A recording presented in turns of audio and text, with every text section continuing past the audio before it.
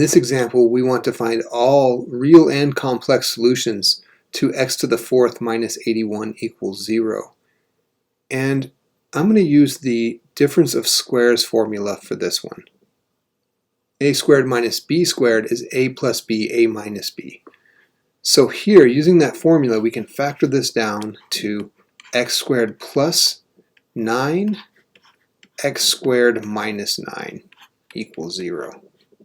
Next, I'll use the zero factor property to set each one of these equal to 0. So that gives us x squared plus 9 equals 0, and x squared minus 9 equals 0. Let's tackle this one first. We can just add 9. There's a couple ways to solve this. We can add 9 to both sides. That gives us x squared equals 9. And then we solve it by taking the square root. And because we're taking the square root as part of a solution, we add on the plus or minus. So that gives us x equals plus or minus 3. All right, so there's two solutions right there. Now for this other one, same idea, x squared equals minus 9. And now it depends upon what field you're working in. Right now we're working in complex numbers, so we can continue. If we were just working in the rational numbers or the integers or something like that, we wouldn't be able to get a solution out of this. So it's important to determine what field of numbers you're working over. In this specific example, we're assuming that we have complex numbers and we want to use them in our solutions. Okay, so let's take the square root of both sides. Don't forget the plus or minus anytime you take the square root as part of a problem solving process. Alright, so that's x equals plus or minus, well, let's see, a negative inside the radical comes out as an I, and then rad 9 is 3. So plus or minus 3i. There we go. Let's try another one. Okay, here we have p to the fourth equals 16.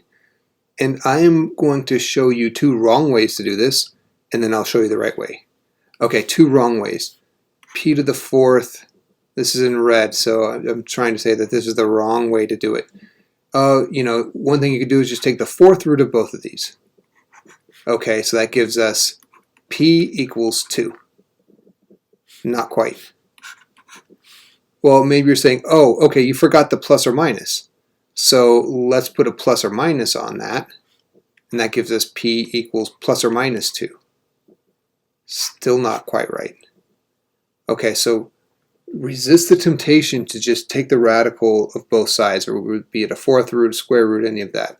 Instead, check this out. Here's the correct way to do it. Let's subtract that 16 off. So we have p to the fourth minus 16 equals 0. Now we can use our difference of squares to get p squared plus 4, p squared minus 4 equals 0. Okay, and now we use the zero factor property to set each one of these equal to 0.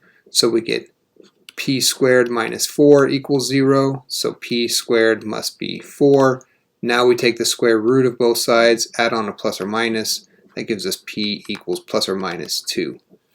Over here on the left, we get p squared plus 4 equals 0. P squared equals negative 4. Okay. Now this is assuming we're working over the field of complex numbers. Again, assuming that you've seen complex numbers and they've been introduced. If you're just working over integers or irrational numbers, you have to stop here. Okay, here we go. Take the square root. Don't forget the plus or minus. Okay, so this is p equals, this negative comes out as an I, and square root of 4 is 2. So we have plus or minus 2i. So it turns out this has 4 solutions. There we go. Plus or minus 2i, plus or minus 2.